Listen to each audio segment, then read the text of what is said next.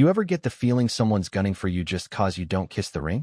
That's what it felt like the day the HOA president, Miss Clara Thistleyep, real name, marched onto my property in her tan pumps and sun hat like she was about to bless my vineyard with her royal disapproval. I didn't even make it to my second cup of coffee before she slapped a cease and desist letter on my barn door. Something about unauthorized agricultural development within a residential community, which is rich, considering my family's vineyard was there long before the HOA even existed. The kicker? She moved in 8 months ago. 8. That woman's been here less than a full growing season, and suddenly she's queen of the vines. Anyway, let me rewind a bit. I'm Jake, 41, single dad, part-time contractor, full-time stubborn. My late grandfather started this vineyard back in the 1960s. It's just 4 acres tucked behind the house Chardonnay, Zinfandel, and a little Merlot for kicks. Nothing commercial, though we bottle a few cases every year to sell at the local farmer's market.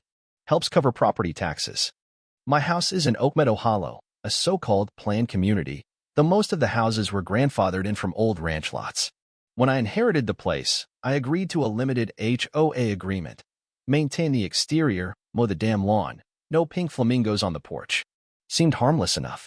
But when Miss Clara Thistle got elected president of the HOA, things changed fast. She didn't like the rustic look of my barn, said the vines were unattractive from the road. I offered to plant lavender along the fence line. She called me combative. Then came the letter. She stood in my driveway that day with 2 of her lackeys, Bob and Ethel, real cookie-cutter types, and announced the HOA had voted to shut down my agricultural operations. You violated the community's character agreement, she said, holding up some freshly laminated packet like it was gospel. Character agreement? I blinked. Is that a thing you just made up? No, she said, nose twitching. Section 14B of the 2022 revisions. I'd never even seen a 2022 revision.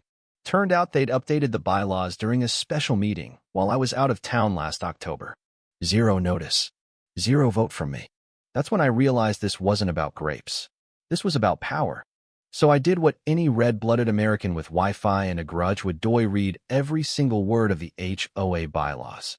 All 137 pages. Twice. Then I did some digging at the county registrar's office and found out something Miss Clara probably hoped I never would.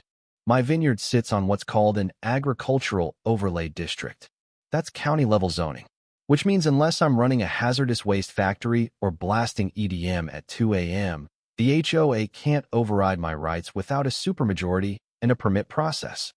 And here's the real kicker buried deep in the HOA's own bylaws. Article 7, subsection C. Any activity deemed historical and non-commercial, established prior to the HOA's founding, shall be exempt from aesthetic or operational interference by the association. That's right. Grandpa's vineyard was my golden ticket. But I didn't stop there. No, sir. While Clara was busy parading around with her little clipboard, I quietly filed an official grievance with the county zoning board and requested a hearing. Then I invited a local reporter from the Oakmeadow Gazette to the vineyard for a tasting. Gave him the whole tour, showed him old photos of Grandpa in overalls picking grapes, told him about Clara's crusade against tradition.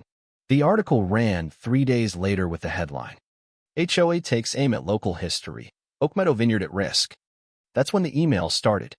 Turns out, people like wine more than they like petty bureaucracy. I got support from neighbors I hadn't talked to in years.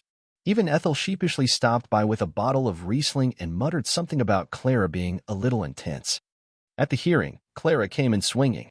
She brought charts, photos, even a blown-up picture of a compost bin I'd left out for 2 days. I'm only trying to preserve the neighborhood, she wailed.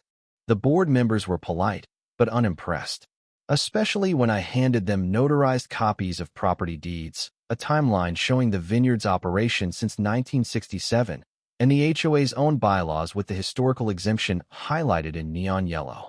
Clara turned bright red. Bob coughed awkwardly. But then came the twist. Mid-hearing, a tall man in a charcoal suit stepped forward and introduced himself as Raymond Bell, Clara's ex-husband. Yeah, I didn't see that coming either. Apparently, he still owned 15% of the property Clara was living on and had just learned she'd used HOA funds to pay for a consultant to write those 2022 bylaw revisions.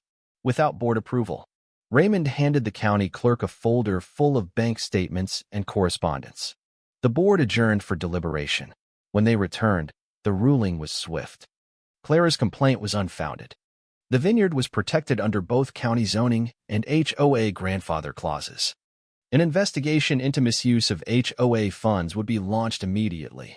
Clara stood there, frozen like a deer in LED headlights. She tried to save face, muttered something about misunderstandings and passion for order. But no one was listening. 2 weeks later, she resigned. Quietly. The HOA held a new election. Bob was appointed interim president, mostly because nobody else wanted the job. First motion passed? A community wine night hosted at my vineyard. We raised glasses under the string lights Grandpa hung back in '78. And Clara? Word is, she moved out to some gated community on the other side of town, probably giving the squirrels citations for digging too aggressively. Look, I get it, trolls matter. But when people twist them to push their own agenda, that's when you've got to stand your ground. And sometimes, you win by playing their game better than they ever expected. Was Clara just enforcing the rules, or did she cross the line into power tripping? What would you have done in my place? Thanks for sticking with me through this saga. If you've got your own HOA horror story or want to hear more, drop a comment below. I'd love to hear it.